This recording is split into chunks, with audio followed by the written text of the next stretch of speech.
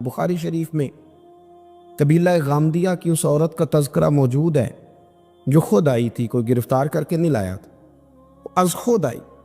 احساس پیدا ہو گیا نا گناہ کا۔ یہاں بہت ساری غلطیاں کر کے بھی لوگ جب اپنی بات کرتے ہیں تو کہتے ہیں کبھی یاد تو نہیں کسی کے ساتھ زیادتی کی ہو، یاد تو نہیں کبھی کسی کا، بھئی آپ نے اتنے بڑے ولی ہونے کا دعویٰ کر دیے۔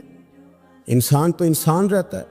بڑے بڑے لوگ کہہ گئے کہ یا اللہ اگر انجانے میں بھی بھول گئے ہیں تو ہم سے درگزر فرما، لیکن جب ہم تیار ہی نہیں ماننے کو۔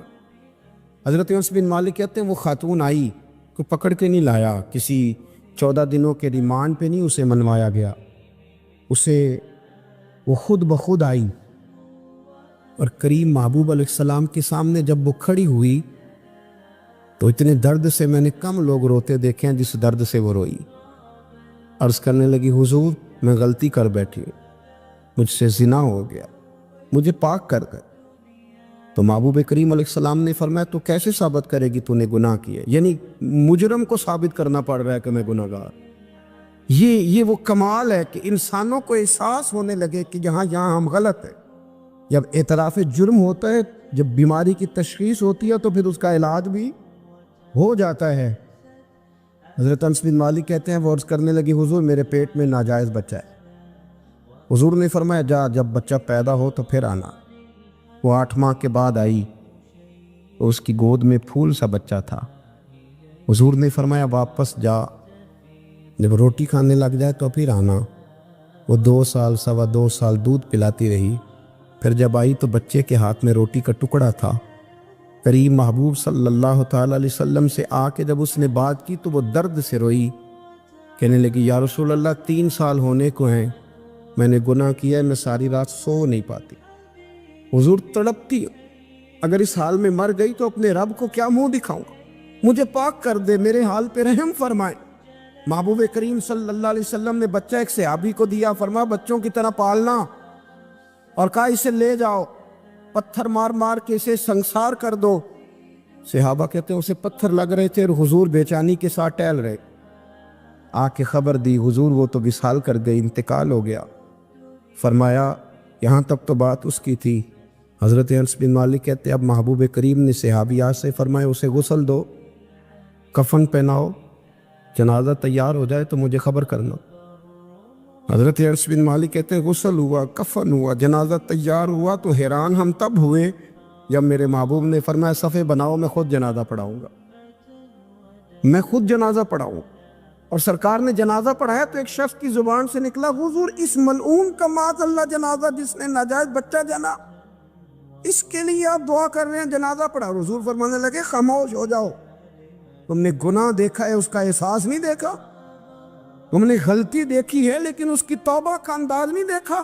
اور صاحب کنز العمال نے یہ لفظ نقل کیے ہیں کہ کریم محبوب فرمانے لگے اس نے تو ایسی شاندار توبہ کی ہے کہ اگر میں اپنی ساری امت میں بانٹ دوں تو اللہ سب کی مغفرت فرما دے گا۔ احساس جب پیدا ہو جاتا ہے نا اپنے دل کے اندر کہ یہاں میں غلط ہوں، ان العبد اذا اعترف ثم تاب تاب اللہ علیہ او کما قال نبی صلی اللہ علیہ وسلم، رواہ مشکات۔ حضور نے فرمایا جب کوئی بندہ کہتا ہے نا اللہ میں بھول گیا تھا، اور پھر وہ توبہ کرتا ہے تو رب اس کی توبہ کو فوراً ہی قبول فرما لیتا ہے۔ حضرت عبداللہ بن حذافہ جہاد کر رہے تھے، روم کے عیسائیوں نے گرفتار کر لیا، 1000 آدمی نے مل کے پکڑا، گرفتار نہیں ہوتے تھے صحابی، 1000 آدمی نے گھیرا ڈالا، گرفتار کر کے لے گئے۔ اور جب بادشاہ کے سامنے گئے تو وزیر کہنے لگا بادشاہ بندہ بڑے کام کا ہے، اگر ہمارے قابو آ گیا تو فائدہ دے گا، صحابی ہیں حضرت عبداللہ بن حذافہ، حضرت فاروق اعظم کا زمانہ ہے، اگر قابو آ گیا تو فائدہ دے گا۔ بادشاہ کہنے لگا کیوں، کیا خوبی ہے؟ کہنے لگے ہم 1000 آدمی تھے، یہ اکیلا قابو نہیں آ رہا، تو 1000 آدمی تھے، اگر ہماری فوج میں شامل ہو گیا تو بہت بڑا جرنیل ملے گا۔ بادشاہ کہنے لگا کوئی مسئلہ نہیں، 2-3 چیزیں ہوتی ہیں بندے کو خریدنے کے لیے، خرید لیتے۔ بادشاہ کہنے لگا عبداللہ جتنی دولت تجھے چاہیے میں تجھے دے دیتا ہوں، میرے لشکر میں آ جا، معاذ اللہ اسلام چھوڑ دے۔ حضرت عبداللہ بن حذافہ کیا فرماتے ہیں بڑا تو بیوقوف ہے، میں نے دولت کمانی ہوتی تو مدینے میں بیٹھ کے تجارت کرتا، میں دولت کمانے نہیں نکلا، میں تو رسول اللہ کی رضا کمانے کے لیے نکلا ہوا ہوں۔ دولت کمانی ہوتی تو کسی مارکیٹ میں ہوتا، میدان میں آنا تھا۔ شہادت ہے مطلوب مقصود مومن، نہ مال غنیمت نہ کشور کشائی۔ یہ دولت تو لوٹی ہے رسول اللہ کے دروازے کی، جو تو پیچھے پیچھے پھرتی ہے نبی پاک کے غلاموں۔ یہ کمانی ہوتی تو میں کسی مارکیٹ میں ہوتا، میدان میں تھوڑا ہوتا۔ عبداللہ بن حذافہ سے دوسری چال چلی۔ کہنے لگے میاں عہدہ جو تجھے چاہیے، میں بادشاہ ہوں، میرے نیچے جو عہدہ تو کہے گا وہ تجھے مل جائے گا۔ حضرت عبداللہ بن حذافہ کہنے لگے شاید تجھے پتہ نہیں میری تعریف کیا ہے، شاید تو جانتا نہیں میری تعریف کیا ہے۔ کہا صاحب کی کیا تعریف ہے؟ کہنے لگے میں رسول اللہ کا صحابی ہوں، اور کائنات میں سب سے بڑا عہدہ مصطفیٰ کے صحابی ہونے کا عہدہ ہے۔ صحابہ وہ صحابہ تھے جن کی ہر صبح عید ہوتی تھی، خدا کا قرب حاصل تھا، نبی کی دید ہوتی تھی۔ فرمایا میں نے حضور کے جلوے دیکھے ہوئے ہیں، مجھے عہدے کی ضرورت ہی نہیں، اور میں نے عہدہ لینا ہوتا تو میں سیاست کرتا، میں تو شہادت لینے نکلا ہوں میدان میں، عہدے کا میں نے کیا کرنا ہے؟ اب بادشاہ کہنے لگا اسے قتل کر دو۔ وزیر کہنے لگا نہیں، ایک بات اور ہے، مجھے ایک چال اور چلنے دو۔ کہا وہ کیا؟ کہنے لگے میری بیٹی بڑی خوبصورت ہے، مجھے موقع دو اپنی بیٹی کو سجا بنا کے، وہ جوان جس کی جوانی اتنی بڑی ہے کہ 1000 آدمی مقابلے میں کھڑا نہیں ہوتا، اس جوان کے کمرے میں رات کی تنہائی میں بنا سوار کے بی بی کو بھیجا۔ وہ بی بی کہتی ہے میں ساری رات بن سور کے اس صحابی کے کمرے میں بیٹھی رہی، لیکن یہ کیا شخص تھا، ساری رات ہی مصلے پہ بیٹھا رہا، ساری رات ہی، کچھ دیر تھک جاتا تو یہ کریم رسول پہ درود پڑھنا شروع کر دیتا۔ بی بی کہتی ہے سحری ہو گئی تو میں نے چھو کے دیکھا کہ انسان ہے کہ جن ہے، یہ بندہ ہے کہ فرشتہ ہے، چھو کے دیکھا۔ کہنے لگے پیچھے ہٹ جا۔ میں نے کہا میں نے تو سنا تھا تو 1000 کے مقابلے میں ہے، اور تو اتنا بے حس ہے کہ بنی صبری دلہن بیٹھی ہے، تو نے نظر نہیں کی؟ عبداللہ بن حذافہ، بی بی کہتی ہے نظر پھر نہیں اٹھائی، نظر پھر جھکی ہوئی ہے۔ کہنے لگے بی بی میں مجبور ہوں، اب میرے اوپر کوئی حسن نہیں چلتا، میں نے جلوائے بدوہا کا دیدار کیا ہوا ہے، اب میری نگاہوں میں جچتا نہیں کوئی، اس لیے کہ جیسے میرے سرکار ہے ایسا نہیں کوئی، کبھی بھی اب نہیں کسی کا میرے اوپر جادو چلتا۔ میں نے مصطفیٰ کو اور کہا ذرا پیچھے ہٹ کے بیٹھ، مجھے میرے رسول نے غیر محرم سے بچنے کا حکم دیا ہے، ذرا پیچھے ہٹ کے بیٹھ۔ سحری کا وقت تھا تو بی بی کہتی ہے اس نوجوان کے جملے میرا سینہ چیر گئے، کلیجہ پھٹ گیا، چیخ نکلی، میں کفر کے عالم میں روئی۔ میں نے کہا مجھے بتا تو صحیح، آخر یہ جذبہ کہاں سے ملتا ہے؟ آخر یہ روشنی تو میں نے دیکھی نہیں، کہاں سے آتی ہے؟ ایک میرا باپ ہے جو بنا سور کے مجھے تیرے کمرے میں چھوڑ گیا، بتلا یہ کہاں سے کیف آتے ہیں؟ عبداللہ بن حذافہ کہنے لگے اگر کیف لینا ہے تو بھی میرے مصطفیٰ کا کلمہ پڑھ جا، آجا دروازے رسول پہ جھک جا، مل جائے گا۔ سویرے دروازے پہ باپ آیا بیٹی سے رزلٹ لینے، دروازہ کھولا تو بیٹی نقاب پہنے باہر آئی۔ باپ کہنے لگا کیا بلا؟ کہنے لگی پیچھے ہٹا، تو غیر محرم ہے، کافر ہے، میں مسلمان ہوں۔ اس نے کہا کیا ہوا؟ کہنے لگی تیرے جیسے کو باپ کہوں، تیرے جیسے کو جو مجھے استعمال کر رہا تھا؟ میں تجھے باپ نہیں مانتی، میں اب رسول والی ہو گئی، میں حضرت فاطمہ کی کنیزہ ہو گئی، میں اب نبی کریم کی خادمہ ہوں، خبردار میرے قریب نہ آنا۔ یہ داؤ بھی ناکام ہوا۔ اب حضرت عبداللہ بن حذافہ کے سامنے موت کھڑی کی، ایک کڑا میں تیل گرم کیا، کہنے لگے تجھے اس میں جلایا جائے گا۔ حضرت عبداللہ بن حذافہ رضی اللہ تعالیٰ عنہ جب جلنے کے قریب ہوئے تو رونے لگے۔ روم کا بادشاہ کہنے لگا شاید ڈر گیا ہے، کہنے لگے اب سمجھ آئی ہے، اب تجھے پتہ چلا ہے، چلا آ جا۔ حضرت عبداللہ بن حذافہ کہنے لگے تو کافر ہے، تیری کافروں والی سوچ ہے، اس لیے نہیں رویا کہ موت سے ڈر گیا ہوں، میں تو اس لیے رویا ہوں کہ ایک جان ہے وہ نبی پاک پہ قربان ہو رہی ہے، کاش رب مجھے 1000 جان دیتا، میں ساری مصطفیٰ پہ قربان کر دیتا۔ ایک سنار نے گلی میں یتیم چھوٹے سے بچے کو گھومتے دیکھا تو سنار بے اولاد تھا، بچے کو اٹھا کے گھر لے آیا، 18 سال اس بچے کی پرورش کی، اس کو پالا پوسا، جوان کیا۔ سنار کے پاس وہ دکان پہ چلا جاتا، وہ کئی دفعہ دکان پہ رہتا، کئی دفعہ گھر میں رہتا۔ ایک دفعہ وہ دکان پہ تھا، بچہ گھر تھا، 18 سال کا جوان، اس کی بیوی اکیلی تھی۔ وہ جس نے ماں بن کے پالا تھا اس نے اسی پہ حملہ کر دیا، اس کا بازو بری نیت سے تھاما۔ بیوی چیخی، تھوڑی دیر گزری تو وہ نوجوان پیروں میں بیٹھ گیا، کہنے لگا اماں پتہ نہیں مجھے کیا ہوا۔ شام کو سنار آیا، بیوی چیخنے لگی، چلانے لگی، کہنے لگی آج عجیب بات ہوئی، جس کو میں نے جگر کا خون دے دے کے پالا اسی نے گندی نظر ڈالی۔ سنار محب حیرت ہے، بیوی کا خیال تھا کہ لات اٹھائے گا، ڈنڈا اٹھائے گا، نوجوان کو مارے گا، لیکن وہ رونے لگ گیا۔ اس نے کہا آج اس نے میرا بازو تھاما ہے، جانے کیا کیا ہے۔ پریشان ہونے لگ گیا، سجدے میں گر گیا، کہا تو بتاتا کیوں نہیں؟ تو وہ سنار کہنے لگا اس کی غلطی نہیں، 18 سال کے بعد آج مجھ پر بھی شیطان سوار ہوا تھا۔ ایک عورت آئی تھی، وہ اپنے بازوؤں میں چوڑیاں پہننا چاہتی تھی تو میں نے بھی گندی نظر سے ہاتھ ڈالا تھا، رب کریم نے مجھے فوراً اس کی سزا دی۔ جن کے گھروں میں بیٹیاں ہوتی ہیں ان کی نظریں گندی نہیں ہوتی، جو بیٹیوں کے باپ ہوتے ہیں، جو بہنوں کے بھائی ہوتے ہیں، ان کی نظریں گندی۔ اور اگر تو ٹیلی فون کرتا ہے، تو کسی عورت کے ساتھ تعلق رکھتا ہے تو یہ بات لکھ لے، امام فخر الدین رازی 1، علامہ اسماعیل حقی 2، ملا جلال الدین رومی 3، امام خازن 4، امام جلال الدین سیوطی 5 حدیث کے استاد اور محدث لکھتے ہیں کہ اگر تو کسی پر گندی نظر ڈالے گا تو تیرا گھر بچ سکتا، یاد رکھ نہیں بچے، اس لیے کہ تیری نظر ہے، کسی کی بیٹی کو بیٹی سمجھ تاکہ تیری بچی کا پردہ قائم رہے، کسی کی بہن کو، یہ کیا بات ہوئی کہ تو جتنا مرضی گند معاشرے میں پھیلاتا رہے تیرا گھر بچا رہے، یہ کیسے ہو سکتا ہے؟ فَإِنَّ لَهُ مَعِيشَةً ضَنْكَ، اللہ فرماتے ہیں زندگی تنگ ہو جائے گی تیرے لیے مشکل، تو ڈھونڈتا پھرے گا کہ میں مرنے کو جگہ تلاش کروں۔ سچی توبہ کرے، کھری توبہ۔ یہ گناہ انسان کو مجبور کر دیتے۔ حضرت عبداللہ بن مبارک رحمۃ اللہ تعالیٰ علیہ، ان کے سینکڑوں شاگرد تھے، ایک شاگرد کے انتقال کا وقت آیا تو گھر گئے ملنے۔ آپ کہتے ہیں میں نے زور لگا لیا پر اس کی زبان پر کلمہ جاری نہیں ہوا۔ میں اسے کہتا کلمہ پڑھ پر اس کی زبان پر جاری۔ اللہ اکبر، بہت بڑی نعمت ہے، دعا فرمائیں اللہ ایمان کی موت عطا فرما، ایمان کی موت دے اللہ کریم، ایمان کی موت دے۔ ایسے بھی لوگ دیکھیں ہیں، مسجد نبوی ہے، رسول اللہ کا شہر ہے، سر سجدے میں ہے، روح پرواز کر گئی، روح پر کتنا نصیبوں والا ہے، کتنا نصیبوں والا کہ مسجد نبی میں سر سجدے میں رکھا ہے، اور اللہ تبارک و تعالیٰ نے محبوب کے قدموں میں موت عطا فرمائی۔ تو حضرت عبداللہ بن مبارک کہتے ہیں میں نے اس کو کہا کلمہ پڑھ تو اس کی زبان پہ جاری نہیں ہوتا، میں بار بار کہتا تو وہ منت کرتا، کہتا حضور میں کوشش کرتا ہوں جاری نہیں ہوتا۔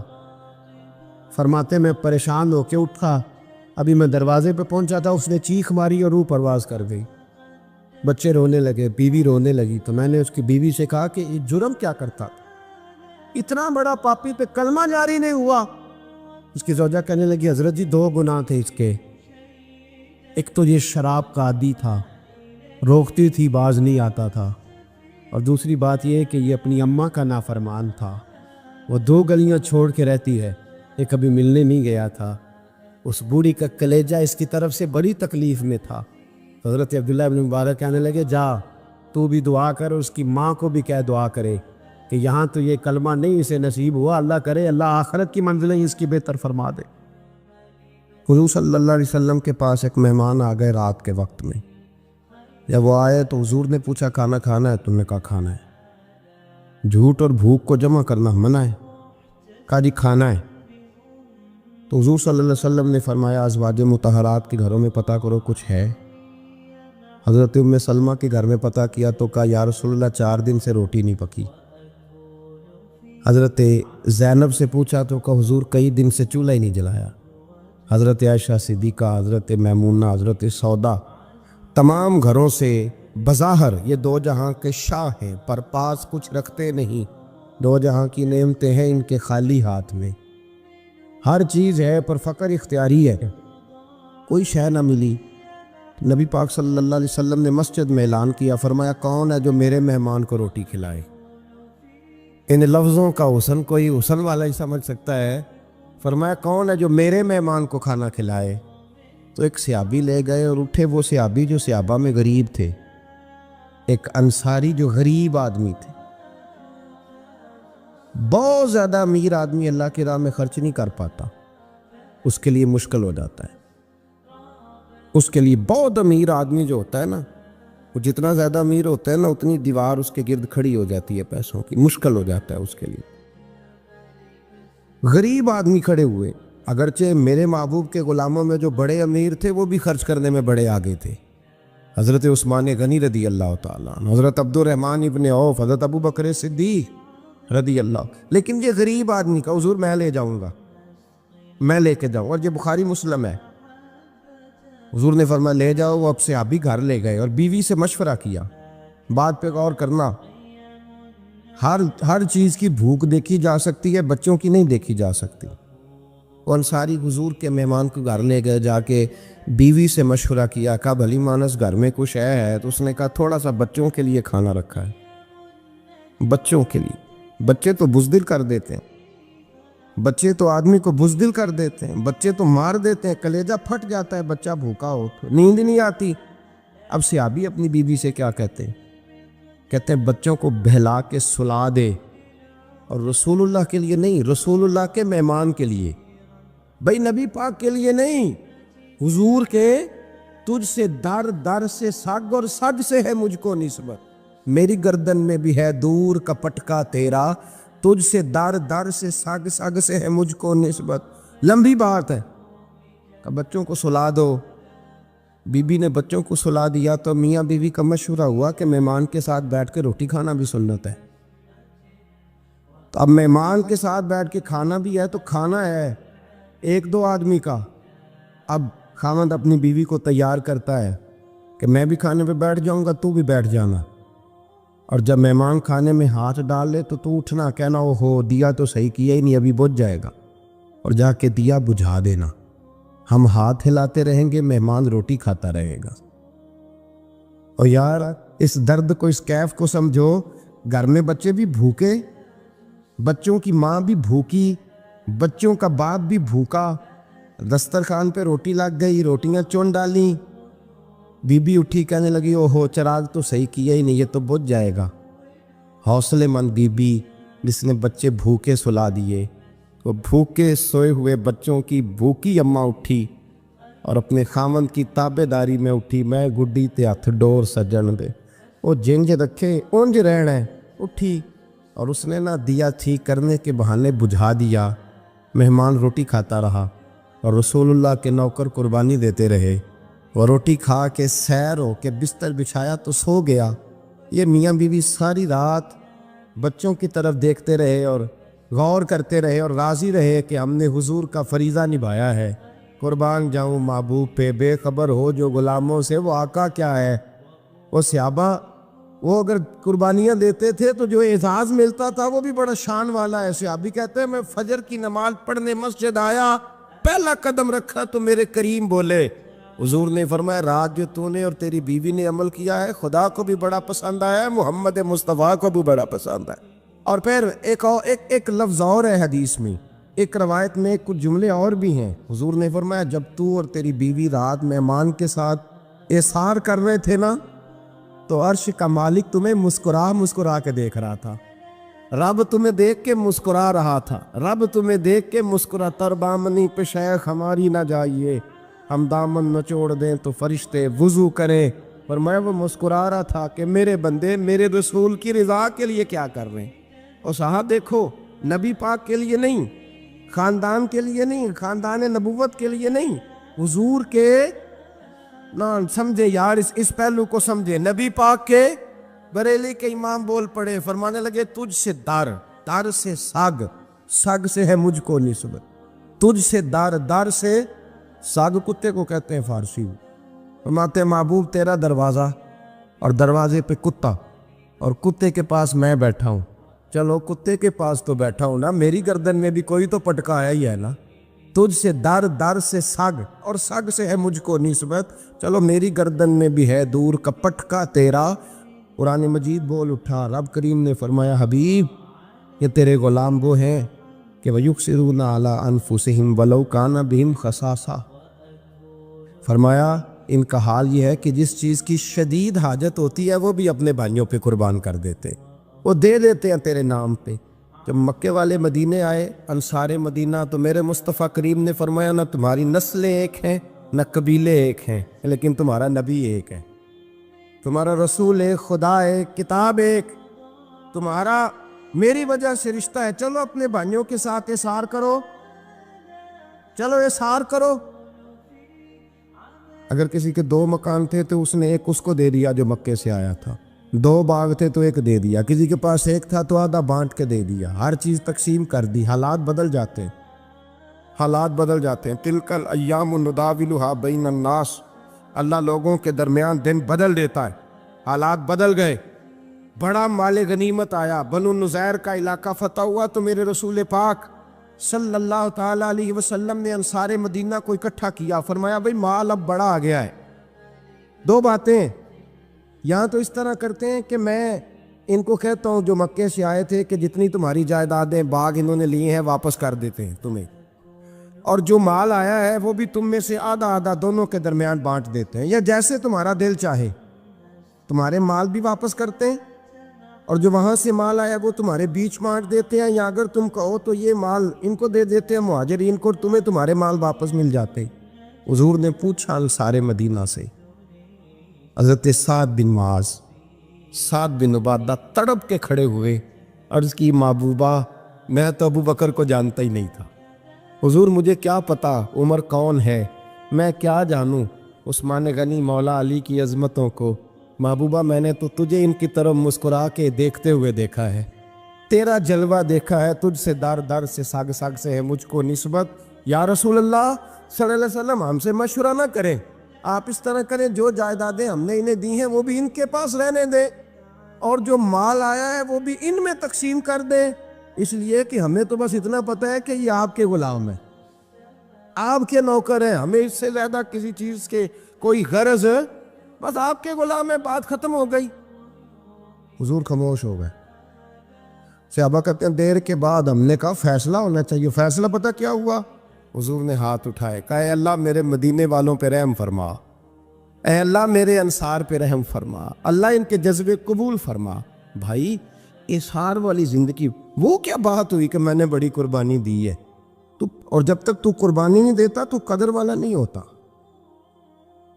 جو چیز قربانی سے حاصل ہوتی ہے اس کی قدر ہوتی ہے، جو چیز مفت میں آ جاتی ہے اس کی کوئی قدر نہیں ہوتی، کوئی قدر نہیں۔ میں اکثر سوچتا ہوں کہ حضرت خواجہ اجمیری کے خلیفے اجمیر میں بھی تو ہونے چاہیے تھے نا، لیکن ان کے خلیفے اجمیر میں نہیں ہوئے، دلی میں ہوئے۔ تو میں سوچتا ہوں دلی والوں کے خلیفے دلی میں ہونے چاہیے، لیکن دلی میں نہیں ہوئے، پاک پتن میں ہوئے، تو پاک پتن والوں کے یہاں ہو جاتے، اس لیے کہ قربانی جو دیتا ہے نا، جو دور سے چل کے آتا ہے وہ قربانی کرتا ہے، قربانی دیتا ہے، اس کو قدر زیادہ ہوتی ہے۔ ہم نے کسی شے کے لیے کبھی قربانی نہیں دی، نہ دین کے لیے، نہ قرآن کے لیے، نہ مسجد کے لیے، نہ شیخ کے لیے، نہ طریقت کے لیے، قربانی تو ہے ہی نہیں۔ تو جو شے مفت ملتی ہے اس کا نہ مزہ آتا ہے نہ قدر ہوتی ہے۔ جو چیز قربانی کر کے لیتے ہو نا، قربانی کر کے، اس کی قدر ہوتی ہے۔ کسی لیے کہا تھا کسی درویش نے، اس نے کہا تھا قدر نبیدہ ایک کی جانن دنیا دار کمینے، قدر نبیدہ جانن والے سو گئے وچ مدینے۔ ان سے پوچھو نا، ان سے پوچھو ان حضرات کو کتنی قدر تھی۔ قربانی اپنی زندگی میں دینا سیکھیں۔ ایک ہوتی ہے بندے کی ذاتی خواہش، اس کو کچلنا بڑا مشکل ہوتا ہے۔ قربانی بڑی ضروری چیز کا نام ہے، اور جو قربانی دینا سیکھ جاتا ہے وہ بچ جاتا ہے۔ کتیا 6 بچے جنم دیتی ہے لیکن قربانی نہیں نہ دیتی بچوں کی، تو ریوڑ نہیں بنتے، اجڑ نہیں بنتے۔ بکری 2 بچے پیدا کرتی ہے اور سال کے بعد ہزاروں بچوں، لاکھوں بچوں کی قربانی دیتی ہے، پر پھر بھی جدھر جاؤ بکرے ہی بکرے نظر آتے ہیں۔ جو قربانی دینا سیکھ جاتا ہے نا، یزید نے کوئی قربانی نہیں دی، اس لیے کوئی شخص بھی کھڑا ہو کے نہیں کہتا، حالانکہ 14-15 بیٹے تھے یزید کے، کوئی بھی کھڑا ہو کے نہیں کہتا میں اس کی نسل میں سے ہوں۔ امام حسین نے ساری قربانی دے دی۔ ایک زین العابدین بچے تھے، پوری دنیا میں اللہ نے سید عطا فرمائے ہوئے ہیں۔ جو قربانی دینا سیکھ جاتا ہے وہ بچ جاتا ہے۔ ہم نا قربانی کیا، ہمارے پاس تو اضافی شے ہے وہی دینے کو تیار نہیں۔ جب آپ تیار ہی نہیں تو سودا ہی نہیں کر، آپ نکلے ہی نہیں میدان میں، تو حاصل کیسے ہو؟ حصول تو تب ہوگا نا جب آپ کوئی انویسٹمنٹ کریں گے. تو آپ انویسٹ ہی نہیں کر رہے تو بھائی آپ نے پودا ہی نہیں لگایا تو پھل کیسے ملے؟ قربانی نہیں دی تو وہ درجہ کیسے ملے؟ اس کے لیے تو قربانی ضروری ہے. اب تمام صحابہ کی زندگی پڑھ لیں، حضرت ابو بکر سے لے کر حضرت بلال تک، یہ سارے قربانی والے ہیں. آپ تمام اولیاء کی صفت پڑھ لیں، حضرت غوث اعظم، جیلانی، داتا علی اجویری، خواجہ معین الدین، یہ سب قربانی والے لوگ ہیں. قربانی دیتے رہے تو بچے ہوئے ہیں. ان کے جو ساتھ تھے وہ بھی قربانیوں والے تھے. قربانی حصہ ہے طریقت کا، قربانی ضروری ہے. اور ہمارے صوفیاء تو کہتے ہیں جس شخص نے تصوف میں آ کے قربانی نہیں دی. بزرگوں کے پاس ایک شخص آیا، غالباً خواجہ نظام الدین محبوب الہی کی بات ہے، میرے ذہن میں نام پورا نہیں سما رہا. تو ایک مرید نے آ کے کہا حضور زکوٰۃ کتنی دینی ہے؟ فرمایا 2.5%. تھوڑی دیر کے بعد حضرت نصیر الدین چراغ دہلوی آ گئے، کہا حضور اللہ کے راستے میں کتنے دینے ہیں؟ فرمایا 50%. ایک ساتھی قریب بیٹھا تھا، اس نے کہا پہلے کے لیے 2.5% کا فتویٰ تھا، اس کو کہہ دیا آدھے دے دے. چند منٹ گزرے تو حضرت امیر خسرو بھی آ گئے. کہا حضور زکوٰۃ کتنی دینی ہے؟ فرمایا جو ہے سارا ہی لے آ، تیری 100% ہے. تو وہ ساتھی جو قریب بیٹھے تھے اس نے کہا بابا فتوے علیحدہ علیحدہ ہیں. فرمایا فتویٰ ایک ہی ہے، بندے علیحدہ علیحدہ ہیں. فتویٰ ایک ہی ہے، مجھے پتہ ہے کون کتنے دے سکتا ہے. وہ جس کو میں نے 2.5% کہا ہے وہ بھی جا کے حساب کتاب کرے گا، اس نے 2.5 بھی پورا نہیں دینا. اور فرمایا جس امیر خسرو کو میں نے کہا نا سارا لے آ، اس کا دل کرے گا میں اپنا مکان بھی توڑ کے لے آؤں. میں نے فتویٰ ایک ہے، بندہ دیکھ کے بات کی ہے. بھائی قربانی نہیں ہے، اظہار ہی نہیں ہے، جذبہ ہی نہیں ہے، ہمارا مزاج ہی نہیں ہے. لیکن نا یہ اب ایک تو شریعت کی قربانی ہے نا یہ، تو اس پہ بھی لوگ بڑا سوچیں گے، اس پہ بھی لوگ بڑا سوچیں گے. فتوے پوچھتے پھریں گے کہ جی میرے اوپر تو ابھی میں نے تو 15,500 قرضہ دینا ہے، دوں کہ نہ دوں، کون سی دوں؟ فتوے پوچھیں گے. دینے کی دفعہ فتوے پوچھیں گے اور لینے کی دفعہ چھٹی، جو آتا ہے آنے دو. کبھی لینے کی دفعہ بھی فتویٰ پوچھنا صاحب کہ یہ مجھے اتنا مال آ رہا لے لوں کہ نہ لوں. وہ لے لیا، قابو کر لیا. جب دینے کی باری آئی تو فتویٰ اظہار کرے. اور اظہار صفت ہے مسلمان کی، یہ اظہار کرنے لگتا ہے تو بچنے لگ جاتا ہے، اس کا فائدہ ہونے لگ جاتا ہے. قربانی دینے لگ جاتا ہے تو بچ جاتا ہے. کسی نے کہا تھا سن اے مسلمان، یہ نقطہ فیض قرآنی میں ہے، عظمت و اسلام اور مسلم صرف قربانی میں ہے. اگر تو جینا چاہتا ہے تو قربان ہو. حضرت سیدنا ابو بکر صدیق فرماتے ہیں میں حضور کے سامنے بیٹھا، ایک شخص آیا، اس نے آ کر کے کہا یا رسول اللہ صلی اللہ تعالی علیہ وآلہ وسلم، یہ میرے ہاتھ کے اندر خنجر ہے، میں قتل کر کے آیا ہوں. قاتل کھڑا ہوا.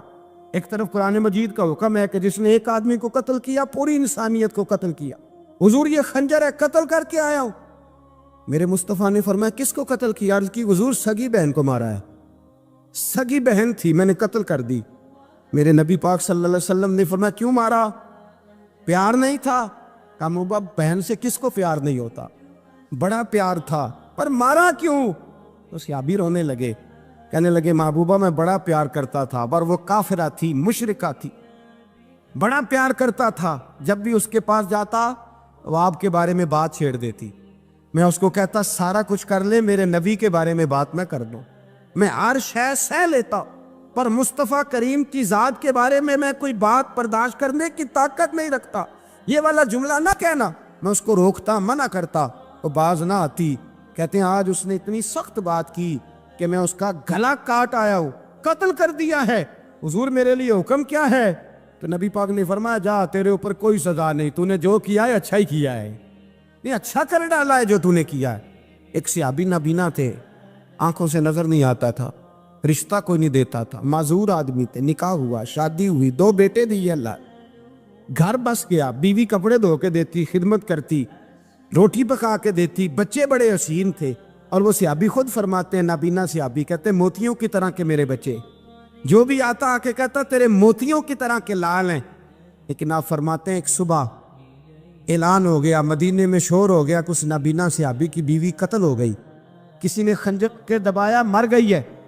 کہتے ہیں اس کے لواحقین اکٹھے ہوئے، در رسالت مآب پہ آئے، آگے کہنے لگے حضور ہمارا قاتل ڈھونڈ کے دیں، ہماری بیٹی کو کس نے مارا؟ میرے رسول پاک نے مجمع پہ نظر ڈالی، فرمایا بھائی مجھے کہنے کی ضرورت نہ پڑے، اگر قاتل موجود ہے تو خود اٹھ جائے۔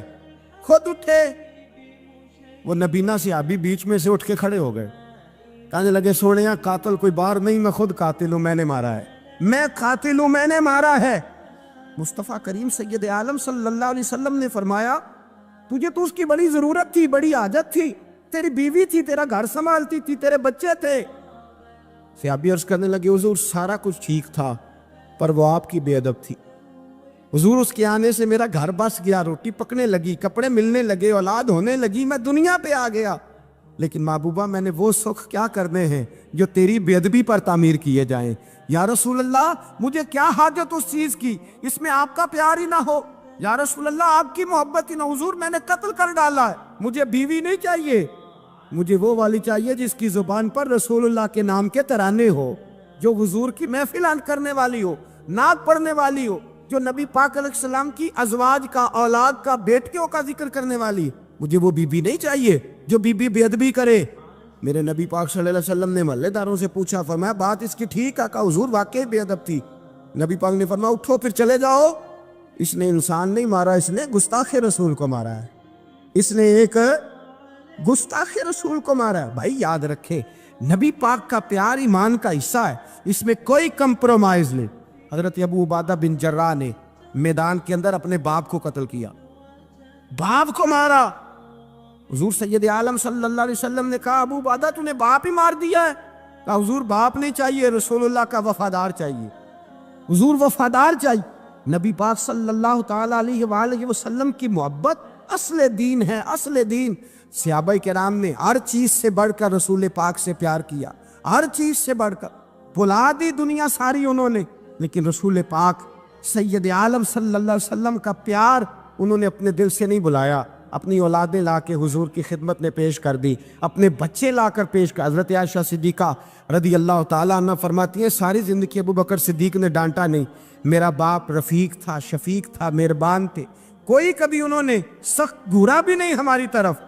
لیکن کہتی ہے ایک دن میں حضور کے ساتھ گفتگو کر رہی تھی، بچی تھی، میری آواز ذرا بلند ہوئی تو کہتے ہیں جناب ابو بکر صدیق رضی اللہ تعالیٰ عنہ باہر سے دوڑے آئے، اندر آئے، حضرت ابو بکر نے تھپڑ اٹھایا، میرے منہ پہ مارنے لگے، حضور آگے بڑھے، بچایا۔ میں نے کہا ابا جی آپ نے تو گھورا بھی کبھی نہیں، یہ کیا ہوا؟ حضرت جناب عائشہ صدیقہ کہتے ہیں ابو بکر صدیق رو پڑے، کہنے لگے عائشہ میرے اوپر سے پہاڑ بھی گزر جائیں تو مجھے تکلیف نہیں ہوتی، اور میرے مصطفیٰ کے سامنے کوئی اونچا بولے بھی تو میرا دل ٹوٹ جاتا ہے۔ خبردار حضور سید عالم، حضرت عمر کا زمانہ تھا، کچھ لوگ آئے کہیں اور کے رہنے والے، مسجد نبی میں اونچی آواز میں بولنے لگے، اونچی آواز میں باتیں کرنے لگے۔ حضرت عمر نے بلایا، فرمایا ادھر آؤ، کون ہو، کہاں سے آئے ہو؟ کہنے لگے کوئی شام کا ہے، کوئی کسی ملک کا ہے۔ آپ فرمانے لگے تمہیں پتہ نہیں یہ روضہ رسول ہے؟ تمہیں پتہ نہیں یہ حضور کی مسجد ہے؟ لا ترفعوا اصواتکم فوق صوت النبی، تمہیں خبر نہیں تم کہاں آئے ہو؟ فرمایا اگر تم مدینے کے رہنے والے ہوتے میں تمہیں دروں سے مارتا، تمہیں سزا دیتا۔ تمہیں ادب رسول کا نہیں پتا، تمہیں رسول اللہ صلی اللہ علیہ وسلم کے طریقے کا نہیں پتا۔ نبی پاک صلی اللہ علیہ وسلم کے وجود سے خون نکلا، حضور نے حضرت عبداللہ بن زبیر سے کہا ٹھکانے لگا دو، جاؤ ٹھکانے لگا دو، ایسی جگہ لگاؤ جہاں کسی کی نظر نہ پڑے، خون بہتا ہوا خون حرام ہے، قرآن پاک نے بیان کیا ہے، کہا ٹھکانے لگا دو۔ حضرت عبداللہ بن زبیر باہر نکلے اور حضور کا جو خون تھا وہ پی گئے۔ حضور نے کہا تھا پی لینا، کیا کہا تھا؟ ٹھکانے لگا دو، پی گئے۔ واپس آئے تو مصطفیٰ نے فرمایا کہاں ٹھکانے لگایا؟ کہا یا رسول اللہ ایسی جگہ جہاں کسی کی نظر نہیں پڑے گی، ایسی جگہ جہاں کسی کی نظر نہیں پڑے گی۔ حضور نے فرمایا پی گئے ہو؟ کہا حضور پی گیا ہوں۔ فرمایا جاؤ، نبی کا وعدہ ہے تمہارے وجود کو جہنم کی آگ چھوئے گی بھی نہیں۔ ہم وہ والا پیار کرتے ہیں جو حضور نے کہا ہے۔ حضرت ام ایمن نبی پاک کی دائی تھی، حضور کی رضائی والدہ تھی، سرکار کی طبیعت مبارک علیل ہوئی تو حضور نے نا، ویسے نبی پاک جب پخانہ کرتے تھے نا تو حضرت عائشہ صدیقہ فرماتی ہیں حضور کے پخانے سے کستوری سے بھی زیادہ خوشبو آیا کرتی۔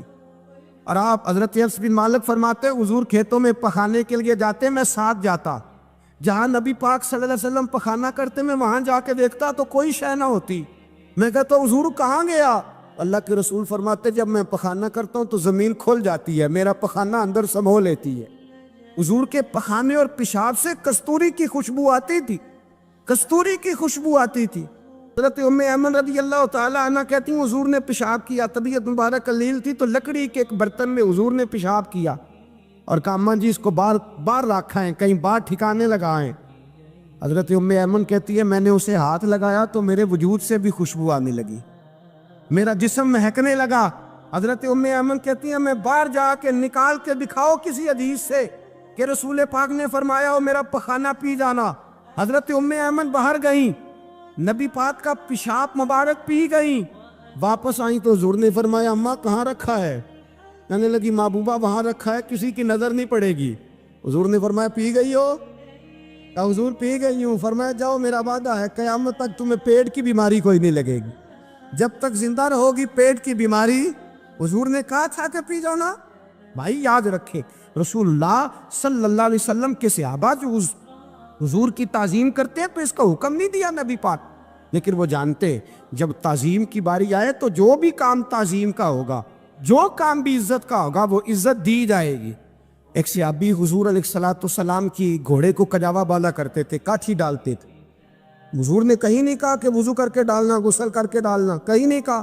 رسول پاک صلی اللہ علیہ وسلم رات کو کہہ دیتے کہ صبح جانا ہے تو گھوڑا تیار کر دینا، اونٹ تیار کر دینا۔ ایک دن اللہ کے محبوب سویرے اٹھے، گھوڑا تیار تھا، حضور بیٹھے تشریف لے گئے۔ جب تشریف لے گئے نبی پاک صلی اللہ علیہ وسلم تو حضور واپس آئے تو بلایا، ان سے صحابی کا نام تھا حضرت اسلم بن شریک، ان کو بلا کے حضور نے فرمایا یار آج کجاوا تو نے نہیں باندھا۔ وہ رونے لگے، کہنے لگے محبوبہ اس کا مطلب ہے میرا باندھنا آپ کو پسند آتا ہے، اس کا مطلب ہے میری خدمت قبول ہے۔ فرمایا تو نے نہیں باندھا؟ یا رسول اللہ نہیں۔ فرمایا کیوں نہیں باندھا؟ کیا جواب ہے، کیا حسن ہے۔ کہنے لگے یا رسول اللہ میں صبح اٹھا تو میرے اوپر غسل فرض تھا، اگر میں بغیر غسل کے ہاتھ لگاتا حضور کو نہیں نبی پاک کے گھوڑے کے کجاوے کو، کہا حضور گھوڑے کے کجاوے کو بغیر غسل کے ہاتھ لگاتا تو بے ادبی تھی، اور اگر غسل کرتا تو حکم ماننے میں دیر ہوتی تھی، یہ بھی بے ادبی تھی، لہذا کسی اور کی ڈیوٹی لگائی۔ صحابہ نے حضور کی وہ تعظیم کی جس کا حضور نے حکم نہیں دیا تھا نبی پاک نے کہ یہ والی تعظیم کرو۔ ایک دن حضرت عمر فاروق جناب ابو بکر صدیق سے ملنے آئے، کہنے لگے ابو بکر ایک کام سے آیا ہوں۔ کہا عمر کہو۔ امیر المومنین کے پاس آئے جناب عمر، ایک کام سے آیا ہوں۔ کہیے۔ کہنے لگے ایک شے کی ضرورت ہے، مانگوں گا تو آپ دے دیں گے؟ جناب عمر فاروق رضی اللہ تعالیٰ عنہ کہنے لگے میرے بس میں ہوئی تو ضرور دے دوں گا، تو میرا بھائی ہے بات تو کر۔ تو حضرت عمر نے پتہ کیا مانگا؟ کہنے لگے ابو بکر وہ جو غار ثور میں تم 3 دن حضور کے ساتھ رہے ہو نا، میں 3 راتیں نہیں مانگتا، ان میں سے مجھے 1 رات دے دو۔ اور کیا لفظ ہیں، کیا حسن ہے۔ کہنے لگے عمر کی زندگی کی ساری نیکیاں لے لو، 3 راتوں میں سے 1 رات مجھے دے دو، 1 رات مجھے دے دو۔ حضرت ابو بکر صدیق رضی اللہ تعالیٰ عنہ رو پڑے، کہنے لگے میں نے کہا تھا جو بس میں ہوگا دوں گا، یہ تو میرے مصطفیٰ کی محبت ہے، یہ کسی کو دینا میرے بس کی بات ہے، یہ حضور کا پیار ہے جو میں نے سنبھال کے رکھا ہوا ہے، سنبھال کے پھر کے گلی گلی تباہ ٹھوکریں سب کی کھائے کیوں، دل کو جو عقل دے خدا تو تیری گلی سے جائے کیوں، جان ہے عشق مصطفیٰ روز فضو کرے خدا، ارے جس کو ہو درد کا مزہ وہ ناز دوا اٹھائے کیوں، اب تو نہ روک ہے غنی عادت سگ بگڑ گئی، پہلے ہی دن میرے کریم لقمہ تر کھلائے کیوں۔ حضرت بلال کہتے ہیں میں اذان پڑھ رہا تھا، ابو بکر سن رہے تھے، انہوں نے چوم کے آنکھوں سے لگایا، بعد میں کہ ملا علی قاری نے لکھا ہے، بعد میں کسی صحابی نے کہا محبوبہ ابو بکر نے انگوٹھے چوم کے آنکھوں سے لگائے ہیں، اور انہوں نے چوم کے کہا قرۃ عینی بھی کہا یا رسول اللہ، حضور آپ میری آنکھوں کی ٹھنڈک ہے۔ میرے مصطفیٰ نے فرمایا جو میرے ابو بکر کی طرح کرے گا اس کی آنکھوں میں کبھی تکلیف نہیں ہوگی، اس کی آنکھوں میں کبھی تکلیف۔ حضور آپ نے تو حکم ہی نہیں دیا، آپ نے تو کہا ہی نہیں یہ کام کرنے کا، آپ نے تو کہا ہی نہیں یہ ذکر کرنے کا۔ میرے رسول کریم سید عالم صلی اللہ تعالیٰ علیہ وسلم کا پیار ایمان کی جان ہے۔